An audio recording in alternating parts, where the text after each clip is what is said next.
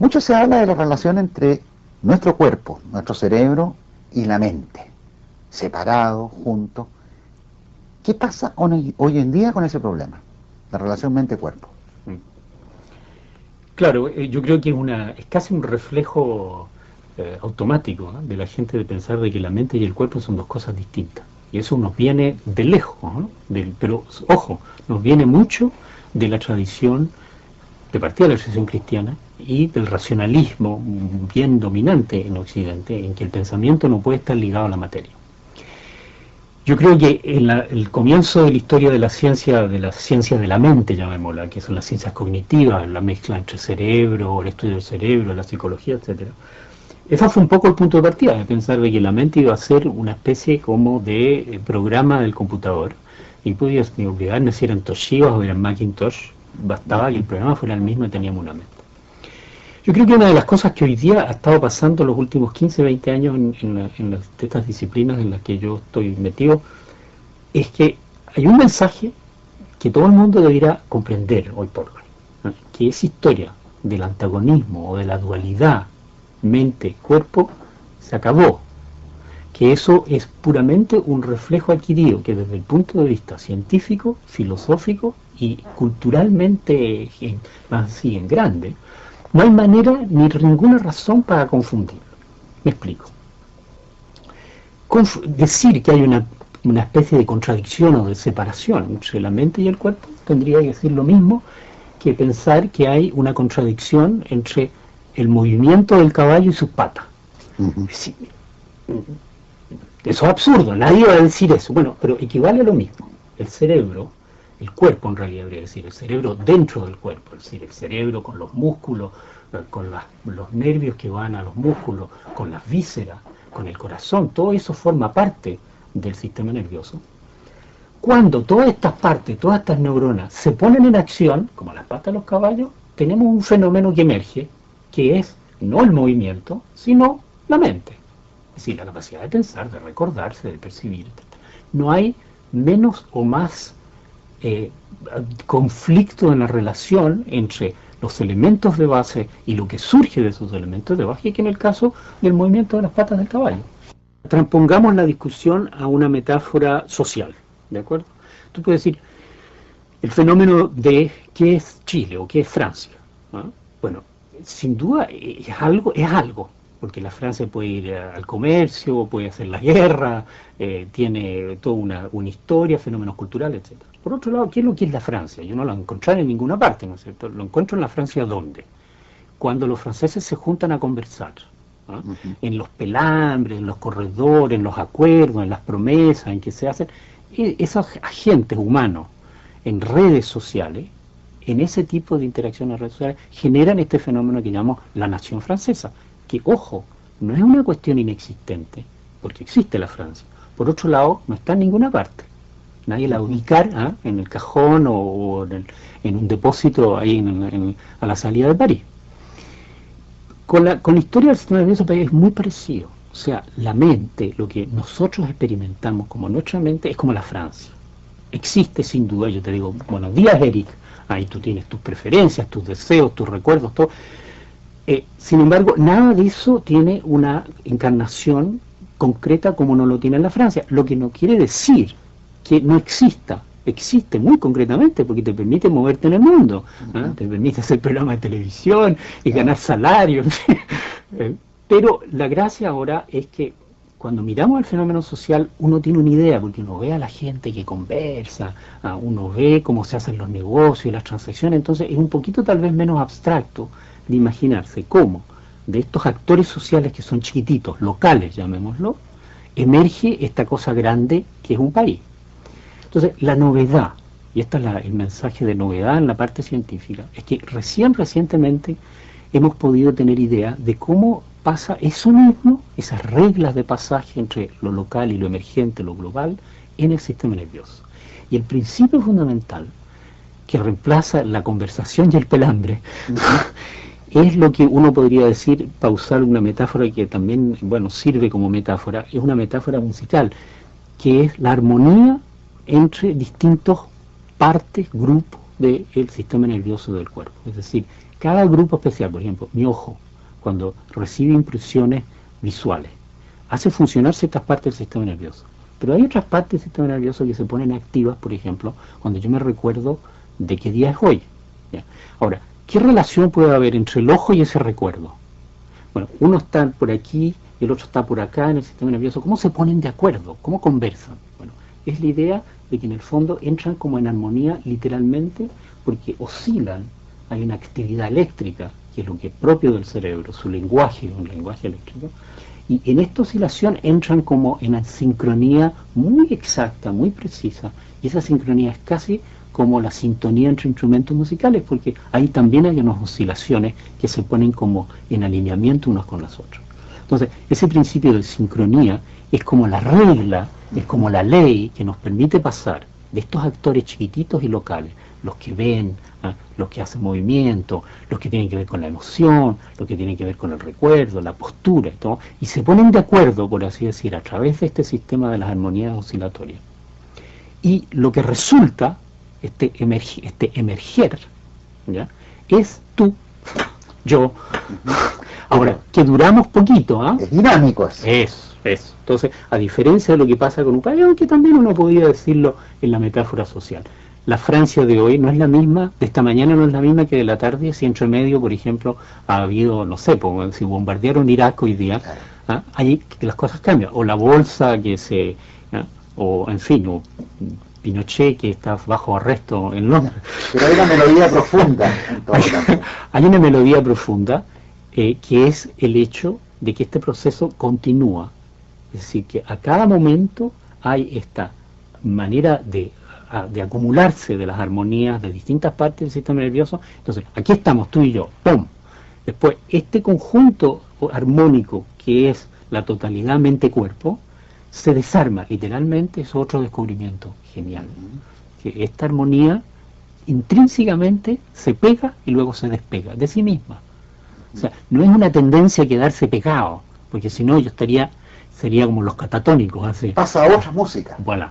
Y al mismo tiempo, intrínsecamente se desarma para pasar a otra música que le permite al organismo, que nos permite tener la fluidez de la vida.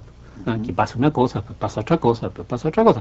Y es el momento a momento. O sea, el mensaje aquí, que no es un mensaje fácil que tampoco se publica todos los días en el Mercurio, que lo que nosotros experimentamos como nuestra mente, como nuestra conciencia, aunque tiene una continuidad en la acción, pero el contenido de cada momento es como emerger, deshacerse, emerger, deshacerse, emerger, deshacerse. Y hay otro concepto que tú tocabas ahí que me gustaría insistir un poco, que es el concepto de lo local y lo global, de estas reglas de pasaje. Por una parte, cuando hablas de lo global y estas melodías que se conjugan y te dan un tono en algún momento, o una canción, eso. Que después pasan, tú no la estarías captando en lo local. O sea, ¿qué pasa con el reduccionismo usual con el cual tendemos a atacar nuestros problemas en ciencia? Muy buena pregunta, claro, porque el reduccionismo usual aquí, ¿qué querría decir? Querría decir que el tipo viene, que es lo que muchos de mis colegas todavía hacen, pero que ya comienza a romperse un poco como diría yo, la línea del partido, ¿no? El reduccionismo aquí quiere decir, ¿no ve?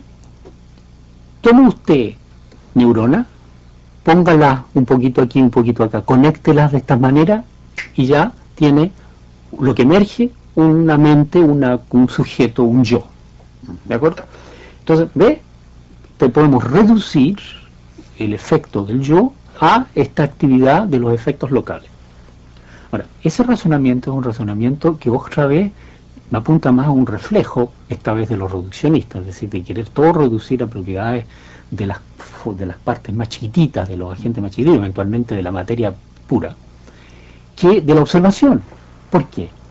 Porque ahora, este es un punto delicado, pero sumamente claro una vez que no lo entienden. A ver si lo podemos hacer pasar. Lo bonito de este concepto del pasaje entre lo local y lo global, y volvamos a los ciudadanos chilenos y a Chile, o a los ciudadanos franceses y la Francia, es que es cierto que son los ciudadanos, los individuos, los que compran, los que discuten, los que conversan. Pero ojo, al mismo tiempo, esta cosa inefable que es la Francia o Chile, tiene un efecto sobre ellos, ¿no? El tipo, exactamente, o sea, la causalidad es una causalidad, digo yo, que es de abajo para arriba, porque somos los agentes, los chiquititos, ¿no?, que constituimos una nación.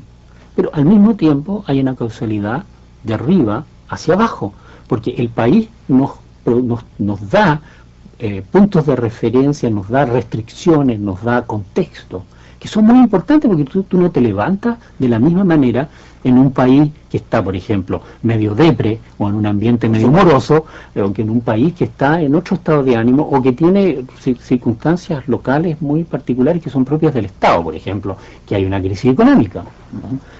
Entonces, eso muestra que es la gran belleza de este concepto de lo local y lo global, que se aplica en muchas partes, pero se aplica muy claramente en el fenómeno mental, que otra vez van a romper este mito de la dualidad entre la mente y el cuerpo. Y es que no hay nada sorprendente de decir que la mente modifica el cuerpo. La gente piensa que decir que la mente tiene poder es de los místicos, son cuestiones así esotéricas, raras. Bueno, desde el punto de vista científico es banal, es como decir que la Francia no tiene ningún impacto sobre los franceses. Estamos hablando de todos los fenómenos psicosomáticos, digamos. Exactamente, pero que va, Eric, esto es lo bonito de los resultados recientes, a un nivel pero sumamente detallado, sumamente preciso. Déjame darte un ejemplo, cosas que hacemos aquí en el laboratorio. Trabajamos en parte con gente que tiene epilepsia. La epilepsia es un estado mental, o sea, la gente le da una crisis de epilepsia, es un estado experiencial, como en un momento dado tener hambre o ponerse a conversar, o sea, un estado mental. Y esta gente, sin embargo, porque están siendo tratados, tienen electrodos adentro del cerebro. Entonces nosotros tenemos acceso a registrar la actividad eléctrica detallada de estos sujetos mientras tienen estos ataques. Y lo que hemos podido hacer es, analizando las señales eléctricas, precisamente seguir este pasaje de lo local a lo global y anticiparles, antes de que tengan la crisis, decirle, van a tener una crisis, vas a tener una crisis. ¿Quieres evitarla? Entrenamos hacia el paciente. Y el paciente, lo bonito que tiene, genial, el paciente lo que hace es que hace como un esfuerzo, ¿no? Dice, vamos a hacer algo, y cada uno tiene su estrategia. Hay algunos que se ponen a pensar cosas, otros que se ponen a rascarse la guata. Mira, cada uno tiene su estrategia propia, pero lo importante es que a nivel del sujeto, el paciente, yo, epiléptico, me pongo a hacer algo que yo veo literalmente en mis registros eléctricos que afecta las neuronas que yo estoy registrando. O sea, ahí tú tenías el efecto mente-cuerpo, ahí visto sin ninguna cosa misteriosa, es claro y directo como los buenos datos de un buen experimento científico. ¿Te fijas? Entonces, la noción de que la mente y el cuerpo están separados es falsa, por la dirección ascendente y por la dirección descendente. Y en ambas dos tenemos muy sólida evidencia hoy día. Y eso es un concepto que es muy importante, que la gente se acostumbre a pensar que esta idea de la dualidad no solo es inútil, porque va contra lo que somos, sino que además les impide realmente apreciar las posibilidades que hay ahora de trabajar con la relación entre los dos, que no hay contradicción, sino que están, digamos, el destino hace que sean simplemente la misma cosa, pero mirada a dos niveles de emergencia distintos. Continúo más o menos en lo mismo, también lo evocaste hace un rato. Es el fenómeno que cuando aparece von Neumann, Max Kuhler con los computadores, estoy hablando de esa época, se instauró en una serie de científicos y tecnólogos la idea de que el cerebro, muy simplemente dicho, era como un computador. Lo que tú me estás contando acá va en otra dirección sutilmente distinta, ¿sí? La veo yo. Si no es un computador, si no es computable, o no, por decirlo de alguna manera, sin embargo yo veo entre los fenómenos local a lo global una manera que a nosotros los científicos nos gusta, de tratar de modelar, de construir. Exacto. ¿Qué es lo que está pasando al día de hoy en ese contexto? Bueno, yo creo que justamente el descubrimiento de esta noción de la armonía, de la integración de las reglas de pasaje entre lo local y lo global, fueron descubiertas gracias al hecho que la investigación uno estuvo forzado a abandonar la noción de computación. ¿Por qué? Porque la noción de computación es una noción que te deja en un plano puramente abstracto, o sea, tú tienes símbolos y reglas de cálculo. Sintácticos, esencialmente, como si fuera el lenguaje, como si fuera un programa de computadora. Y es muy difícil ver cómo eso tiene una encarnación, tiene una existencia corporal, cómo se le mete en el músculo y el hueso. En cambio, cuando tú cambias de perspectiva, y yo ahí no estoy de acuerdo contigo que es un cambio sutilmente distinto, es un cambio radicalmente distinto, que es pasar a esta noción de dinámica, de sistemas dinámicos, que como tú sabes bien, matemáticamente es otro animal, es otro partido, otro juego, porque eso te permite directamente ligar a lo que es el cuerpo. O sea, la biología es dinámica, la biología es naturalmente llama a una forma de mirarla que es a través de esta dinámica, de esta capacidad de procesos de emergencia. Entonces, de hecho ya tienes ahí tú una gran distancia, y estas nociones primeras, las primeras 20 años, digamos, de la ciencia cognitiva, hoy por hoy están bajo fuerte ataque. Yo diría una buena parte de la comunidad científica ya se ha movido en otra dirección. Bueno, ciertamente es todo un debate, pero te quiero decir, no es esto de lo que yo estoy hablando, no es una cuestión así muy idiosincrática o que sea una idea o que yo tengo loca perdida en un rincón. Es un movimiento científico de cierto peso. Entonces, eso es un poco lo que ha pasado, yo diría, en los últimos 20 años. Ese concepto, ese cambio de mirada, que tal vez es difícil para el gran público apreciarlo, pero que es muy importante para mí, es una de las cosas más importantes, yo diría, en la ciencia del siglo XX, voy a ser bien alaraco, es el descubrimiento de la importancia de este pasaje de lo local y de lo global a través de esta mirada dinámica. ¿Por qué? Porque te resuelve toda clase de problemas de la naturaleza, en que no hay que hacer estas dualidades entre justamente la nación y los actores, la mente y las neuronas, las hormigas y el hormiguero, etcétera, etcétera, etcétera. O sea, resuelve una cantidad enorme de problemas. Entonces eso es una especie de revolución científica para mí que es de gran importancia. Ahora, más allá de las reglas específicas de pasaje, que probablemente nuestro sustrato neuronal tiene una cierta característica, yo podría pensar, en el mismo contexto que tú me estás hablando, local-global, que el día de mañana la red mundial, Internet, también ahí emerge algo, hay un comportamiento global, con otras unidades, y ese algo que emerge, ¿tendría derecho a decir yo que, por ejemplo, que no va a haber un comportamiento que emerge inteligente o lo que fuere? ¿Qué derecho tenemos a decirlo después de lo que tú dijiste? Ninguno. Yo creo que de hecho la inferencia que uno puede sacar es que el comportamiento de los hormigueros no es para nada muy tonto, ¿no? Es bastante inteligente. Entonces, eso muestra muy claramente lo que tú dices, o sea que una vez que tú tienes estas leyes de pasaje de lo local a lo global, el fenómeno mentálico de lo mental, las cualidades de lo mental, inteligencia, deducción, percepciones, categorizaciones, capacidad de memoria, etcétera, etcétera, capacidad de acoplamiento, de acción, de influencia sobre los otros, que es lo que asociamos a lo mental, aparecen espontáneamente. Entonces puede ser a nivel del Internet o puede ser a nivel del cerebro. Por cierto, lo que no hay que confundir es decir que son todas mentes iguales. No son, no dependen de sustrato. Sí, de su sustrato, y la capacidad cognitiva, llamémosla, de un hormiguero es perfectamente clara, perfectamente describible, pero no es comparable o superponible a la capacidad cognitiva de un ser humano o de un animal. O sea que a fines de siglo o comienzos del otro, no debería sorprendernos la emergencia de un concepto de mente en un sistema, llámalo tú, con muchas variables, complejo, con reglas de pasaje hecho por el hombre. Yo no veo ninguna objeción en principio para nada. No, eso siempre que la gente entienda que no se trata de tener computadores como HAL en 2001 no, hay que dejar ese concepto por lo que acabamos de decir. Esto no sería vamos a clonar. No solo no vamos a clonar, sino que el aspecto de esos sistemas se van a parecer mucho a estos animalitos artificiales.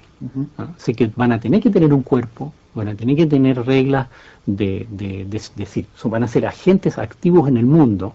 No van a ser estas tremendas máquinas encerradas así con una capacidad de deducción. La deducción, de hecho, todo lo que es el cálculo, lo que asociamos a las computadoras, es lo menos interesante para tener inteligencia en un sistema natural.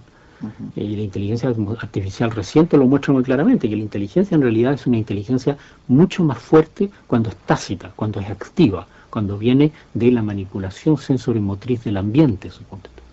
Eso es mucho más importante que pensar de que va a reconocer todas las palabras del mundo, va a conocer todas las reglas del juego de ajedrez o todo lo que tú quieras. Eso es una inteligencia periférica y menor. La verdadera raíz de la inteligencia del ser vivo es estar en el mundo y manejarse en el mundo. Y eso es preconceptual, es prelingüístico. Eso en realidad es un mensaje para trivial. Fíjate que hace poco leía, me sorprendió mucho, pero tú tienes que conocerlo. Hay un tipo en París que DAN, el apellido, que ha trabajado mucho en ver cuáles son las nociones aritméticas que según Piaget estaban asociadas al lenguaje, aritméticas de base me refiero, no ecuaciones diferenciales o algo muy complejo, y sin embargo parece que es todo el producto de una historia probablemente entre evolutiva u otra, que tienen hasta algunos mamíferos que pueden diferenciar entre el 1, el 2, el 3, etcétera, pero a nivel de circuitería en el cerebro. Tú hablabas de construir, tú hablabas que nos deben sorprendernos este tipo de cosas, pero ¿qué significa eso? Porque hasta ahora tú hablabas del lenguaje. El lenguaje para nosotros... No, yo no hablaba del lenguaje. ¿Por qué me decís que hablaba del lenguaje? Yo no hablaba hasta ahora del lenguaje, yo hablaba justamente de todo lo que es típicamente mental, pero que no necesariamente implica lenguaje. En ese sentido me refiero, es decir, que no requiere lenguaje, lenguaje. Lo que me trae a colación este otro ejemplo. Seguro. Que incluso el reino sacrosanto, aparentemente, que los números de la aritmética, que según Piaget y toda una escuela decía que requiere el concepto de lenguaje, aparentemente no es así tampoco. Así es. Yo creo que esa es otra de las cosas bien interesantes que toca lo que estábamos diciendo antes, es decir, que cuando hablamos de la mente, hasta ahora la mente siempre ha sido como a la Piaget, considerada como las primeras ideas del computador. Siempre nos vamos directo a la cosa abstracta, a las categorías y a los cálculos posibles. En cambio, lo que muestra todos estos resultados y que viene de esta mirada dinámica, es decir, encarnada de agentes activos en el mundo, es que gran parte de lo fundamental en el fenómeno mental en realidad viene simplemente de la capacidad de moverse en el mundo, como decía hace un momento. Ahora, eso moverse en el mundo, curiosamente, trae consigo una tal riqueza que cuando tú lo miras de afuera dices, pero sí, claro, ahí hay un concepto de número, o ahí hay un concepto de categoría, o ahí hay un concepto, por ejemplo, de aprendizaje que es tan sofisticado como el aprendizaje que hacemos en la escuela. Es decir, todas las grandes capacidades mentales empiezan a aparecer solitas. Y es por eso que hoy por hoy yo creo que lo que es específico de la mente humana es en realidad difícil de decir. ¿Qué de la mente humana no encontramos en los primates? Humor, ahí está. Emoción, ahí está. Altruismo, ahí está. Estoy hablando de las cosas que a la gente les toca. No vamos a hablar, por cierto, de emoción, de apego, de fantasía. Claro, siempre queda el lenguaje, ahí volvemos lo del lenguaje, que es cierto que el lenguaje humano es un punto singular en la evolución, y eso no hay tutía, digamos, eso es así. Pero el lenguaje aparece, me gusta siempre decirlo así, como la cereza encima del queque, que todo lo que es abstracto, todo lo que es cálculo, todo lo que es formal, todo lo que nos parece disociado a la gran inteligencia típica en las matemáticas, es la cereza en el helado, y que son como las puntas de las montañas, las nieves así en una cadena de montaña, ahí es lo que vemos, porque es lo más visible, pero debajo está la masa, que es lo que permite esta emergencia. Es por eso que no hay ninguna razón para pensar, desde mi punto de vista, como yo veo las cosas, que no hay conciencia, que no hay experiencia en todos los animales que nos rodean. Hemos hablado de seres vivos, de seres humanos, hablas de primates, donde hay una historia. La palabra historia creo que es muy importante en esto, comparado con lo que usualmente trata de hacer, digamos de alguna manera, la ingeniería o la tecnología contemporánea, o mucha, ya no contemporánea tal vez, que es aislarse de la historia, concebir un plan y realizarlo. Nosotros tenemos por un lado gente que es completamente adaptacionista o evolutiva, que te dice que nuestro cerebro, o el de los primates superiores, es el resultado frente, comillas, a un óptimo evolutivo en un momento dado del medio ambiente que le tocó vivir al homínido en cuestión o al bicharraco en cuestión. Pero también no podemos dejar algo a la casualidad en esa historia, en un momento dado. en la evolución de nuestro cerebro, de lo que tú me estás diciendo, de nuestra mente, de lo local a lo global. Claro, yo creo que ahí tenemos que reformular un poco la cosa, Eric, en el sentido siguiente, que es cierto que, otra vez, el reflejo adquirido desde el buen Charles Darwin es que la evolución es una cosa de optimización, que es el más apto, que es el valor adaptativo mejor, que es lo que ha permitido que tal y tal sobreviva, que los otros están todos muertos.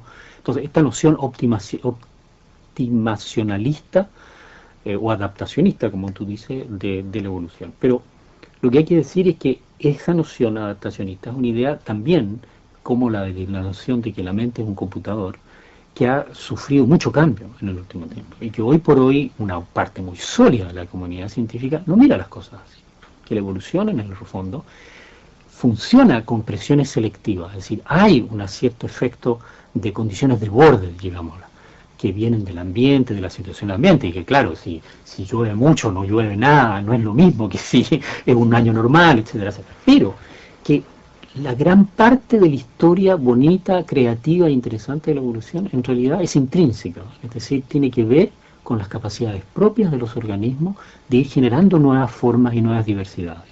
Cuando yo tengo una nueva generación, lo que sobrevive no es el óptimo, en realidad es un montón de gallos, de montones de descendientes que tienen estilos ligeramente distintos y que todos más o menos se las arreglan. Y entonces en la evolución hay una constante creatividad y que las formas que van apareciendo son formas que tienen mucho más que ver con las capacidades creativas intrínsecas, inmanentes a las especies, que a una especie de selección externa que viene del ambiente. Y es por eso que la naturaleza es más que nada una especie de barroco que de diseño germánico. Y son dos visiones muy distintas de la evolución. Entonces, con respecto a los fenómenos, por ejemplo, de lo mental, hay algo que no ve uno, mira la historia de la evolución, en realidad hay para todo. Lo que es, por ejemplo, si uno examina un tiempo que yo me dediqué mucho a estudiar, por ejemplo, la visión de colores, por supuesto, que es un ejemplo muy lindo. Esto tenés que caer, los pájaros, los peces, los insectos, las abejas, los primates, que son malos para eso, de hecho, pero los pájaros, que son una maravilla, y los primates superiores como nosotros, cada uno tiene su cuento de lo que es el color en el mundo, y cada uno tiene su manera de mirar el mundo como coloreado, y que, bueno, no hay ninguna, por cierto, contradicción, es como que cada uno se cuenta su historia, y son todas historias aceptables. Entonces, no es que el mundo nos imponga la versión políticamente correcta de lo que es el color en el mundo, porque si fuera así, o los pescados están equivocados, o los pájaros están equivocados, o nosotros estamos equivocados. Porque alguien tendría que tener la razón, por así decir. Pero nuestros sistemas son tan distintos, tan incomparables, inconmensurables, que en el fondo todos tenemos razón. Y es una cosa de tolerancia. Eso es muy lindo porque nos lleva una cierta humildad y tolerancia con respecto a lo que es lo real. Exactamente. Y que por lo tanto en la evolución, es un mensaje muy importante de la evolución, mirada, como decían los ingleses, poco después de Darwin, como decían, la naturaleza roja en el diente y en la garra. No. Es sobre todo un fenómeno, primero, de creatividad inmanente a la genética y a las capacidades de desarrollo de un grupo animal. Segundo, enormes recursos en la cooperatividad. O sea, esto de creer que la evolución es una cosa de la pelea, de la sobrevivencia del más apto. Bueno, cada vez hay más evidencia que la sobrevivencia del más apto es el que es más apto a cooperar.